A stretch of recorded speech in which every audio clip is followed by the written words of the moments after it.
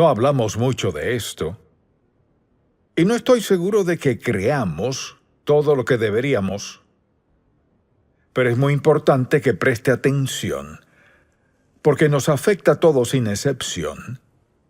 Tal vez usted nunca haya escuchado de esto, y debe escuchar atento porque esto afectará la forma en que viva y muera. Por eso, al considerar la seriedad de este asunto, pienso en el hecho de que hay gente que lo evade. No es cuestión de preferencia, sino que hay denominaciones que eliminan esto de sus himnarios porque han decidido que no es importante, que ofende a la gente. Así que toda clase de ideas y actitudes al respecto. Pero la verdad es que sin esto no estaríamos hoy aquí. Entonces, ¿cuál es el tema? El tema es la sangre de Jesucristo. Si nos ve o escucha hoy, es probable que nunca haya escuchado un mensaje sobre esto. ¿Lo ha pensado? ¿Se ha preguntado por esto? Tal vez incluso lo haya mencionado en sus oraciones, pero no ha entendido bien en qué consiste. Así que quisiera pedirle que preste mucha atención. Su futuro eterno puede depender de esto. Deseo hablar de la sangre de Jesucristo.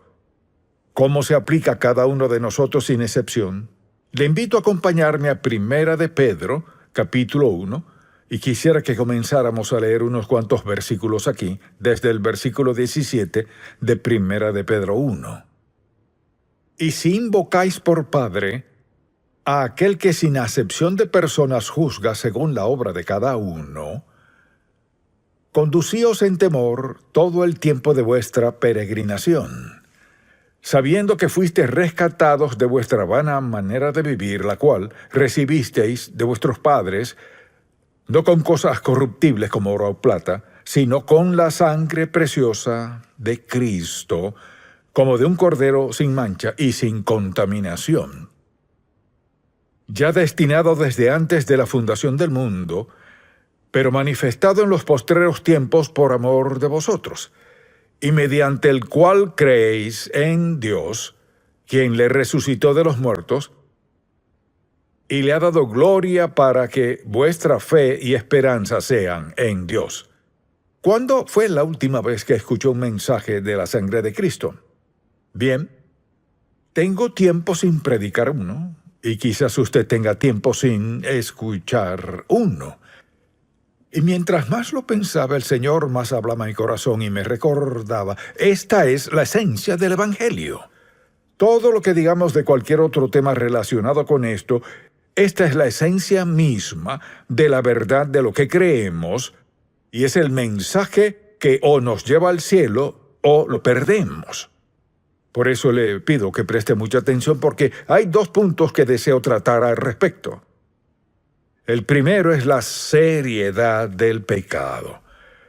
Cuando pecamos contra Dios, sobre todo si lo hacemos de forma continua y seguimos cometiendo el mismo pecado una y otra vez, nos arriesgamos al castigo divino. Si aún no ha aceptado a Cristo como Salvador, será rechazado un día cuando esté frente a Él en el juicio. El pecado es asunto serio para Dios porque tiene consecuencias eternas.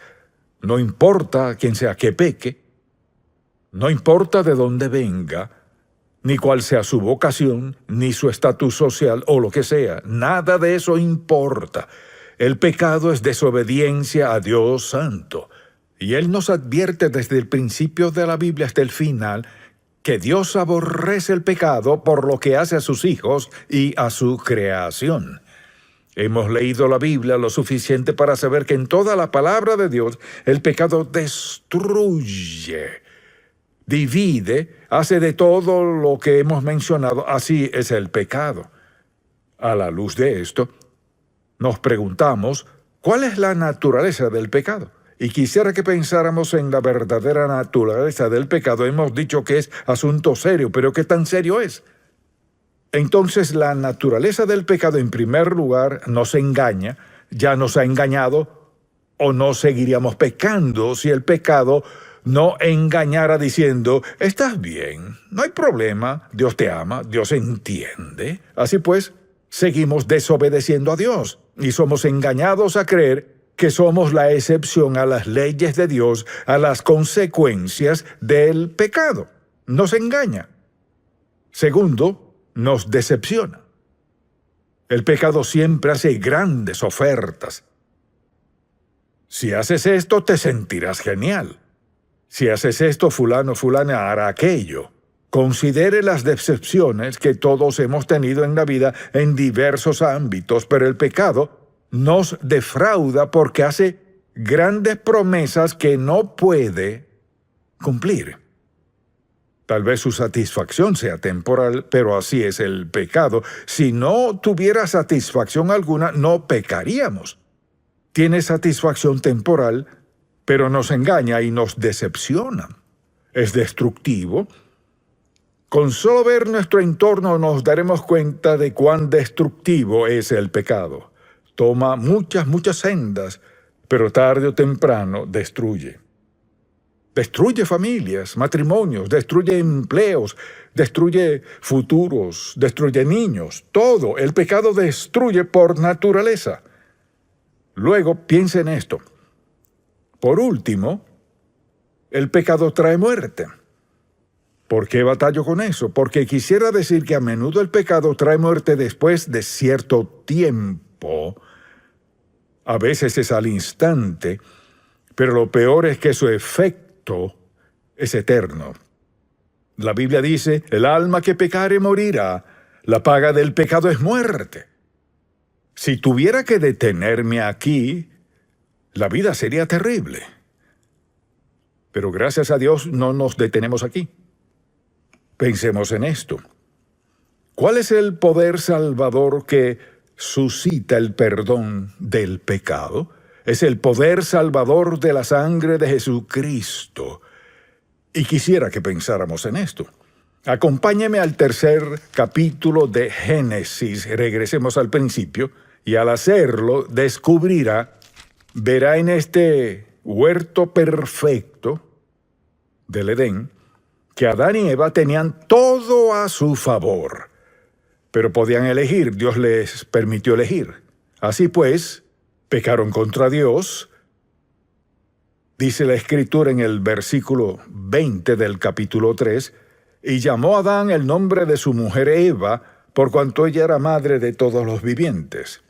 Pecaron contra Dios, y Jehová Dios hizo al hombre y a su mujer túnicas de pieles y los vistió. Mató a un cordero, derramó su sangre, los cubrió, dice la Biblia, que con pieles. Así que desde el principio de la Biblia, con el primer pecado, Dios derramó sangre por ellos. Dios comenzó diciendo desde el principio, para que sean salvos, debe derramarse sangre. El pecado tiene un costo. El precio del pecado es sangre. El precio del pecado es la sangre de Cristo. Desde aquellos días, antes de que supieran lo que ahora sabemos, el asunto era que el perdón requería muerte y derramamiento de sangre. Entonces, después de que Cristo vino al mundo y hablaba acerca del pecado, y recordará cuando el Señor comenzó a hablarles de la sangre a sus discípulos, aquella noche en la Cena del Señor. ¿En qué consiste la Cena del Señor? Se trata de la sangre de Cristo, que produce salvación. Es nuestro recordatorio de lo que sucedió. Ahora, con eso en mente, le daré 4 palabras. Son 4 palabras que en realidad describen todo este plan redentor de Dios. Todas tienen que ver con la sangre de Jesucristo, todas tienen parte en ella, pero podríamos envolver todo el mensaje de salvación en estas 4 palabras. La primera es redención, de la que acabamos de leer hace un momento, redención. Al considerar esta palabra, pensemos en lo que dice en 1 de Pedro 1, versículo 18, sabiendo que fuiste rescatados, o sea, salvos, no con cosas corruptibles como oro o plata. ¿No es interesante que Dios haya tomado lo más valioso o preciado para decir, miren, sus bienes más valiosos no les servirán de nada? Afirmó, sabiendo que fuiste rescatados de vuestra vana manera de vivir, la cual recibiste de vuestros padres, no con cosas corruptibles como oro o plata, sino con la sangre preciosa de Cristo, como de un cordero sin mancha y sin contaminación. Así que la primera palabra es redención. Redimir algo es comprarlo de nuevo. La sangre de Jesucristo es lo único en existencia que podrá encargarse de nuestro pecado. Él nos redimió, nos rescató de una vida de pecado. La segunda palabra es reconciliación. Vayamos a Colosenses capítulo 1 por un momento. Reconciliación, capítulo 1, desde el versículo 19. Escuche lo que dice. Por cuanto agradó al Padre que en él habitase toda plenitud. Preste atención.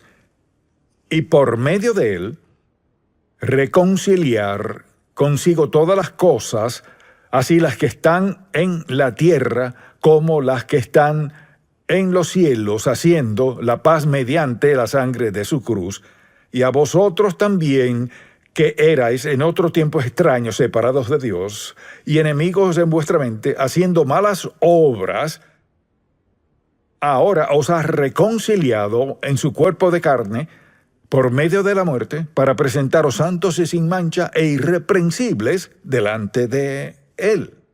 El pecado nos ha separado a cada uno de nosotros de Dios. Y quienes somos salvos, fuimos reconciliados, aceptamos a Cristo como Salvador, su muerte en el Calvario, fuimos reconciliados, así fue. Hay redención, hay reconciliación. La reconciliación une a la gente.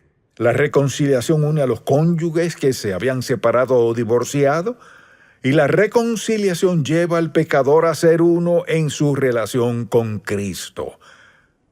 Unión, reunión y armonía. Luego está la palabra justificación. Vayamos a Romanos capítulo 5 por un momento. Justificación. Y aquí comencemos a leer en el versículo 8. Mas Dios muestra su amor para con nosotros en que, siendo aún pecadores, Cristo murió por nosotros.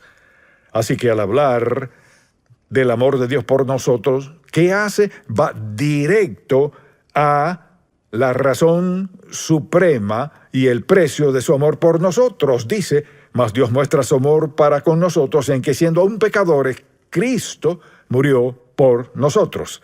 Pues mucho más, estando ya justificados en su sangre, por él seremos salvos de la ira. Ahora bien, decimos que algo está justificado cuando se declara que ya no es culpable. O sea, cuando Dios nos justifica, Él declara que ya no somos culpables. Alguien dirá, ¿acaso Dios dice, no culpable, no eres culpable, no eres culpable? No. Es la sangre de Cristo que lo hace posible. Así que si alguien rechaza a Cristo, rechaza al único que puede quitar su pecado, porque Él es quien hizo que la justificación fuera realidad. Fue la sangre derramada de Cristo quien dice que fuimos redimidos, reconciliados y justificados.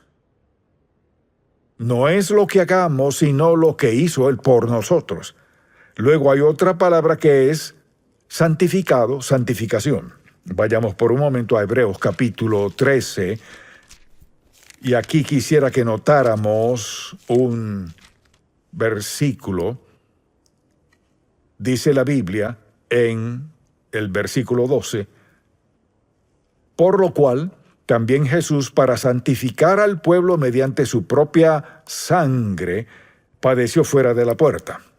Ahora, santificar algo es apartarlo. Entonces, dice aquí que Él nos ha redimido, nos ha reconciliado, nos ha justificado y ahora nos ha santificado. Esas 4 palabras abarcan la vida cristiana. En cada aspecto de nuestra vida, ¿qué hace Dios? Confronta el pecado en nuestra vida. Veamos la santificación por un momento. La santificación es un hecho así como lo es la redención, pero la santificación es un proceso continuo. Por ejemplo, alguien dirá, bueno, si peco después de ser salvo, todo el mundo lo hace. Y Dios sabía que todos pecaríamos. Así que la santificación no ocurre una sola vez. Mire, redimidos una vez, reconciliados una vez, justificados una vez, la santificación no es una sola vez, sino una y otra vez. Por ejemplo, vayamos a 1 de Juan, un pasaje muy conocido, porque todos hemos invocado a Dios con este y muchos otros versículos. Bien, leamos desde el versículo 7, capítulo 1. Pero si andamos en luz, como Él está en luz, tenemos comunión unos con otros. Escuche esto. Y la sangre de Jesucristo, su Hijo, nos limpia de todo pecado. Aquí se refiere a los creyentes. Fíjese, como creyentes, pero si andamos en luz, como Él está en luz, tenemos comunión unos con otros y la sangre de Jesucristo, su Hijo, nos limpia de todo pecado. Tiempo presente, nos limpia continuamente de todo pecado. Si decimos que no tenemos pecado, nos engañamos a nosotros mismos. La verdad no está en nosotros. Si confesamos nuestros pecados, o sea, si estamos de acuerdo con Dios en que hemos pecado contra Él, Él es fiel y justo para, o sea, sin duda lo hará, perdonar nuestros pecados y limpiarnos de toda maldad. Así que, Dios nos redime una vez y para siempre. Nos reconcilia de una vez por todas y nos justifica de una vez por todas. Vemos en las Sagradas Escrituras que su santificación es una vez y un proceso continuo. Conscientes de que no seríamos perfectos y no podríamos serlo por nuestra tendencia interna que llaman naturaleza pecaminosa o como quiera llamarlo, aún la tenemos, necesitamos su purificación continua, su santificación continua. Por tanto, podemos decir, si confesamos nuestros pecados, Él es fiel y justo para perdonar nuestros pecados y limpiarnos de toda maldad. Mire, la gente toma ese versículo tan conocido y al fin del día dicen, seguro que he pecado, y mencionan varias cosas, pero Señor, dijiste que si confieso mis pecados, eres fiel y justo para perdonar mis pecados y limpiarme de toda maldad. No lo sabemos de memoria, al acostarnos decimos, soy perdonado. Si no tomamos en serio el pecado, y reconocemos que cada vez que pecamos contra Dios y acudimos a Él a pedirle perdón, estamos pidiendo y recibiendo perdón basándonos en la muerte de Cristo en la cruz, que dio su sangre, lo cual fue el sacrificio único por todos los pecados de todo el mundo y de toda la humanidad. El pecado es un asunto serio, y es tan serio que le costó a Dios su Hijo unigénito. Así que la cruz no se trata de un poquito de sangre que conmemoramos en Semana Santa, no. Se trata de nuestro Dios Santo, quien al ver toda la humanidad, consciente de que todos pecaríamos contra Él y estaríamos eternamente separados de Él, a menos que Él hiciera algo al respecto, lo que comenzó en el huerto del Edén con la primera pareja, al expiar su pecado con su sangre, y lo ha hecho desde entonces a lo largo del Antiguo y Nuevo Testamento, y no tenemos que anticipar lo que habrá de suceder. Podemos ver la cruz. Todos, desde el huerto del Edén hasta que Cristo fue crucificado, anticipaban lo que vendría en el futuro. Todos desde la cruz. Vemos hacia el pasado. Vemos la cruz de Jesucristo. Mire, no es algo que solo recordamos en Semana Santa, sino que es a diario. Cristo sufrió y murió en la cruz para que pudiéramos tener una relación con Dios. Y aún en nuestra debilidad fuéramos perdonados porque su amor no tiene fin. Siempre fluye para con nosotros, en nuestra dirección. Entonces, al decir quiero estar bien con Dios, hay que terminar en la cruz. No hay otro lugar. Alguien dirá, no creo en esa cruz ni en esa sangre. No podrá ser salvo, morirá sin Cristo y estará perdido. No importa quién sea usted. Quizás diga, pero Dios entiende, lo que Dios entiende es esto, que desde el principio del tiempo, cuando el pecado entró a la humanidad, hasta el presente, solo hay algo que expía, paga, propicia el perdón de nuestro pecado. La sangre de un hombre, Jesucristo, cuya sangre expía el pecado del mundo entero. Ahora, alguien dirá, ¿hay otra opción? No hay otra opción. De principio a fin, este libro habla de su venida, narra lo que sucedió y predice lo que volverá a suceder. Jesucristo vendrá otra vez. Le preguntaría a usted lo siguiente. ¿Ha habido algún momento en su vida cuando tomó en serio su pecado, lo había tomado a la ligera, como si fuera un chiste arruinar su vida y la de otras personas? ¿Ha luchado con su estilo de vida de pecado? ¿Le ha dicho a Dios que es pecador y que lo necesita en su vida? ¿Y le pide perdón basándose en que su Hijo murió y pagó toda su deuda de pecado? ¿Le pide que le perdone sus pecados y entrega su vida a Él? ¿Lo ha hecho o no todavía? Si aún no ha sucedido, lo último que querrá es morir. Hasta tanto no esté dispuesto a confesar su pecado. Mire, el perdón no es barato. El perdón le costó a Dios su Hijo unigénito. Su sangre derramada es la única expiación por el pecado. Entonces le pregunto, ¿está dispuesto a pedirle perdón por sus pecados? No porque vaya a ser mejor, sino porque Cristo murió por usted.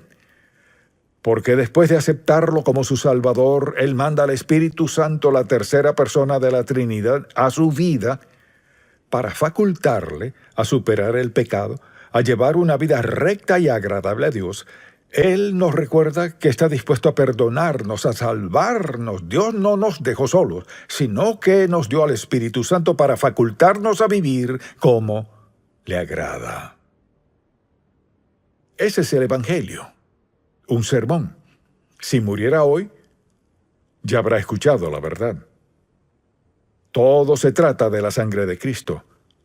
Todo es sobre su perdón, su purificación y la gran restauración que hace Dios en su vida al escribir su nombre en el libro del Cordero y ser hijo de Dios para siempre. Solo una cosa, mediante una persona, una sola vez, en toda la historia, que puede llevarle al cielo.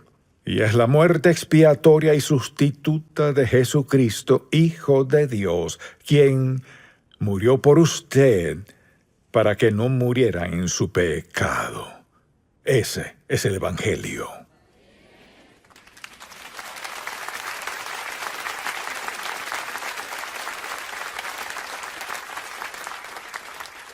Así que si usted está hoy aquí, o nos escucha o nos ve, esta es su oportunidad. Oremos. Padre, te pido por alguien aquí que aún no es salvo, que no sabe nada de la redención, ni la reconciliación, o ninguno de esos términos que usamos. Solo sabe que hay pecado en su vida y está separado de ti. Oro en el nombre de Jesús, para que te pidan que perdones sus pecados y rindan su vida a ti. Que sea el principio de una vida nueva. Dijiste que nos sellarías como tus hijos. Así que te pido que haya confesión y rendición de esas vidas a Cristo y que le informen a alguien que sus vidas hoy han sido transformadas al aceptar a Cristo como su Salvador personal. También, Señor, oro por el resto de nosotros que no olvidemos este mensaje y que tomemos en serio el vivir como te agrada. Oramos en el nombre de Jesús. ¿Persona bondadosa? Piénselo un momento. ¿Es una persona amable? ¿Es amigable?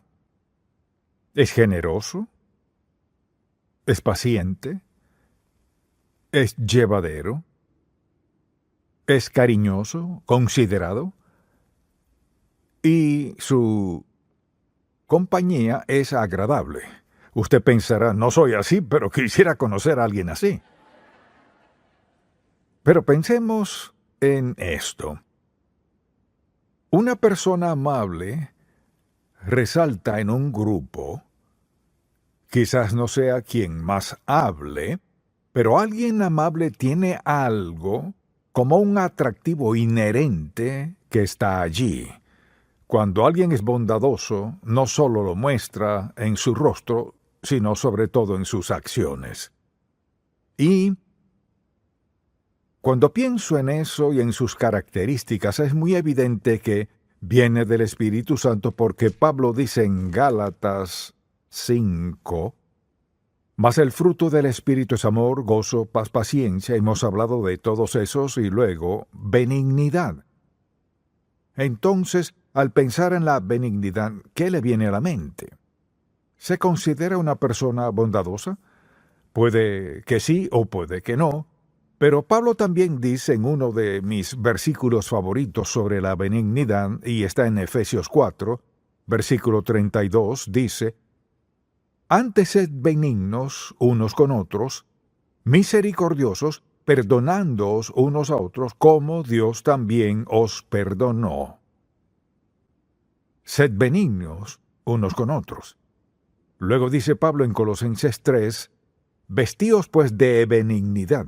O sea, nuestra responsabilidad como hijos de Dios es ser amables. Tenemos al Espíritu Santo, quien es la fuente de nuestra benignidad.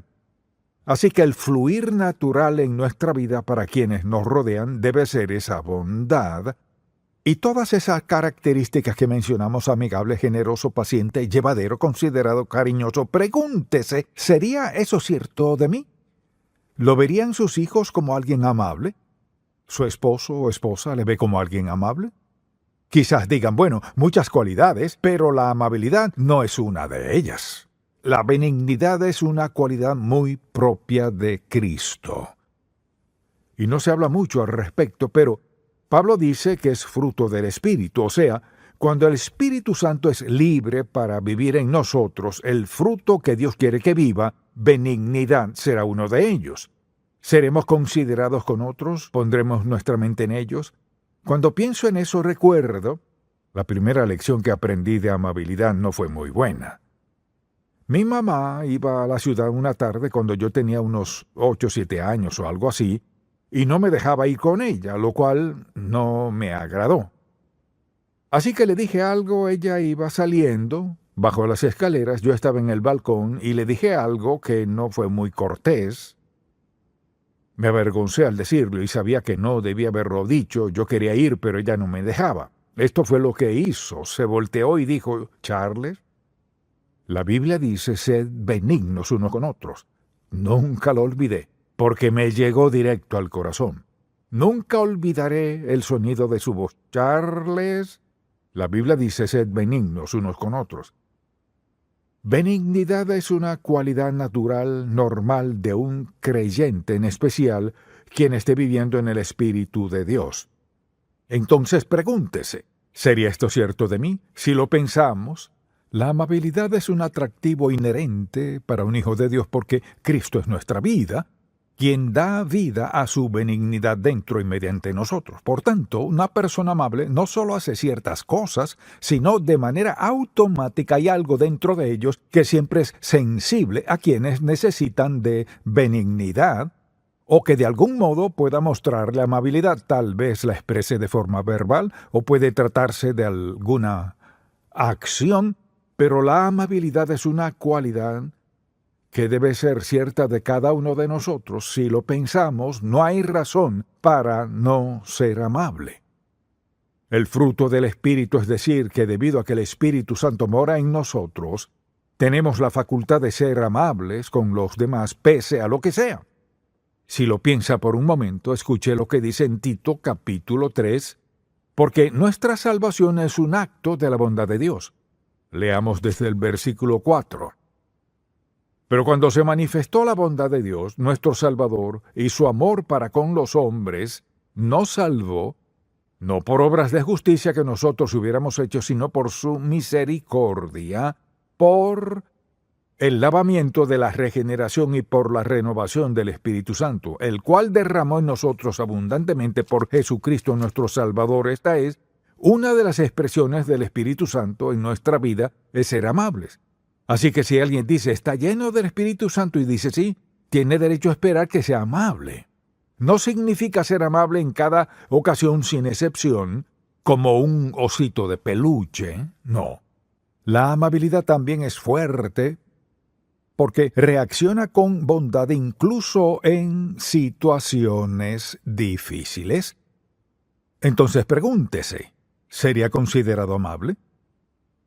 Y luego, por ejemplo, en Romanos veamos el capítulo 2, el versículo 4, dice respecto a la benignidad en el capítulo 2, versículo 4 dice, ¿o menospreciáis las riquezas de su benignidad, paciencia y longanimidad, ignorando que su benignidad te guía al arrepentimiento?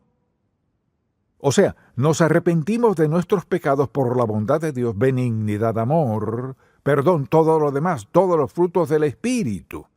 ¿Entonces se considera una persona amable? Si vive con alguien descortés, vive con una carga. Vive con alguien que le maltrata, que le dice cosas feas, hace todo lo que haría la descortesía. Eso es muy difícil. ¿Y qué es más difícil que seguir siendo amable en la circunstancia en la cual no se ve benignidad por ningún lado? Es muy difícil. Le diré algo más. Dios recompensa nuestra amabilidad. Recompensa nuestra benignidad. Y mientras más difícil sea la situación, si somos amables, Dios recompensará nuestra bondad. He visto eso suceder una y otra vez. Entonces, alguien dirá, bueno, ¿qué de la gente que lo trata mal a uno y dice cosas terribles de uno? ¿Uno tiene que defenderse? No necesariamente. Y recuerdo en una oportunidad me sucedió eso. Alguien me las cantó y me acusó de algo que era absurdo.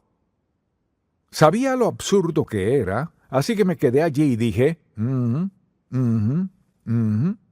Luego, cuando terminaron, pregunté, ¿hay algo más? Allí cayeron. O sea, no se pelea con la bondad. ¿Cómo se pelea con la amabilidad? No se puede. Es un elemento conquistador de carácter. Ser amable cuando alguien es muy descortés con uno. La benignidad no es excusa para dejar que la gente haga lo que sea. Es una cualidad firme, vibrante, conforme a Dios ser amable. Pensemos pues en algunas muestras de bondad que Dios ha expresado hacia nosotros. Bien, la primera es, Dios nos perdona de nuestro pecado. Ni uno solo de nosotros podía hacer alarde de algo que haya hecho para ganar su redención. Así que Dios nos perdona. Su segunda manera de expresar bondad es que suple nuestras necesidades. Considere con qué frecuencia ha necesitado algo en la vida, lo que sea, ya sea algo emocional, físico o material. ¿Y qué sucede? Dios en su misericordia, benignidad, bondad, ¿qué hace? Suple nuestra necesidad. Porque así es Él. Provee para nuestra salvación nuestras necesidades. También nos protege en tiempos de peligro. ¿Cuántas veces hemos pasado por situaciones y circunstancias en las que Dios nos ha alcanzado para protegernos, o a nuestros hijos, a quien sea, en momentos de gran necesidad? Y pensemos en esto. Ni siquiera nos damos cuenta de con qué frecuencia Dios ha sido bondadoso con nosotros. No sabemos quién trama algo en contra nuestra en su empleo, por ejemplo, para quitarle el cargo, el caso que sea, o en su hogar, o lo que sea. Sin embargo, Dios es bueno y a menudo nos manda una señal de alerta, como sea. Y también pensemos en esto. cada oración contestada es un acto de benignidad de parte de Dios. Nadie diría, Señor, quiero que conteste mi oración porque hice esto y aquello. Quiero que conteste mi oración porque me merezco esto. Nadie podría jactarse de eso. Dios contesta nuestras oraciones por su mera bondad. ¿Qué hemos hecho hoy lo suficiente para merecer la bondad de Dios? Nada. No importa lo que hagamos. Si lo pensamos, Dios nos alcanzó cuando vivíamos en pecado y nos perdonó de nuestros pecados, escribió nuestro nombre en el libro de la vida, nos dio el don de la vida eterna que nadie puede quitarnos. Mire qué regalo de bondad. Eso es bondad maravillosa. Recuerde que nos salvó consciente de que no siempre lo obedeceríamos. Consciente de que a veces nos saldríamos de su voluntad. Consciente de que a veces no seríamos consagrados, que a veces seríamos egoístas, a veces orgullosos, arrogantes, que a veces no seríamos aptos para convivir, y que hizo, nos salvó, y preste atención, no solo nos salvó, sino que nos alcanzó para tocarnos con su mano amorosa, divina, sobrenatural y maravillosa, para guardarnos hasta el último momento de nuestra vida cuando nos llame a su presencia. Esa es su extraordinaria bondad. Así es Dios. Asimismo, veamos sus promesas cumplidas. Cada promesa que Dios ha hecho a sus hijos cumplirá cada una sin excepción.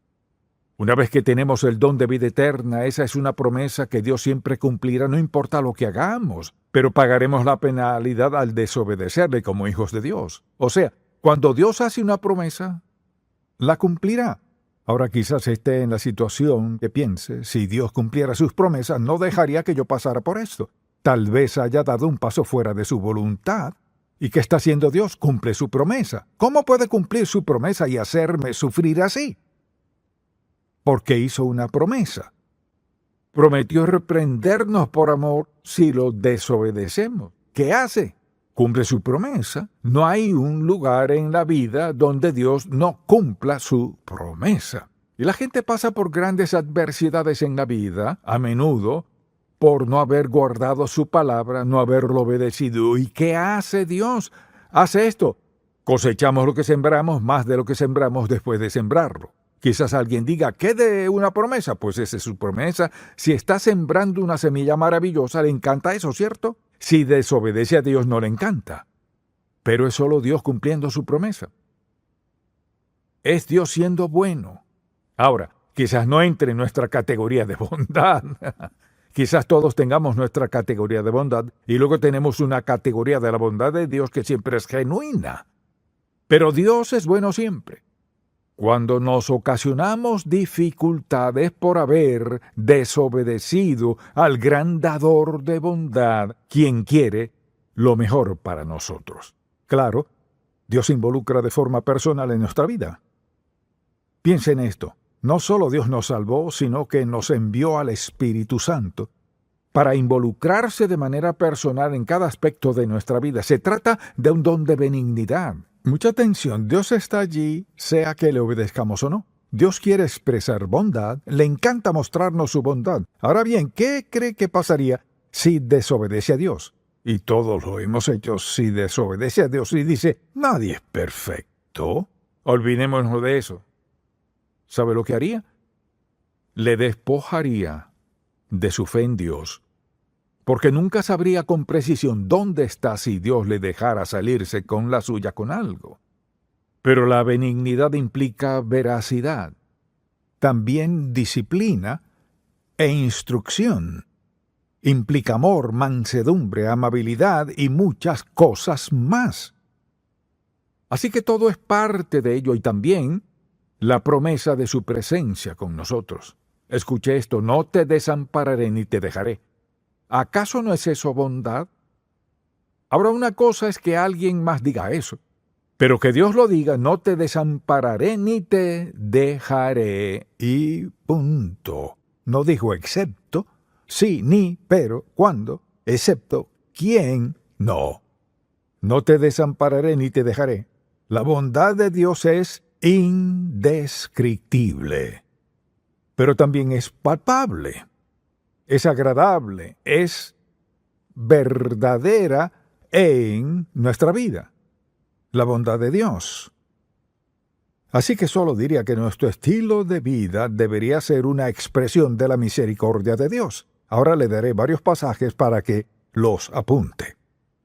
Proverbios 19:22 dice: contentamiento es a los hombres hacer misericordia. Eso es Proverbios. ¿Qué dice? ¿Qué es contentamiento a los hombres la misericordia? ¿Qué dice del mundo? Musculoso, fuerte, apuesto, rico, encantador y todo lo que tiene el mundo. La Biblia dice que lo deseable en una persona es la bondad. Escuche, Proverbios 3:3. Nunca se aparten de ti la misericordia y la verdad. Átalas a tu cuello, escríbelas en la tabla de tu corazón. O sea, manténlos cerca de nuestra mente y nuestras acciones. Escucha esto.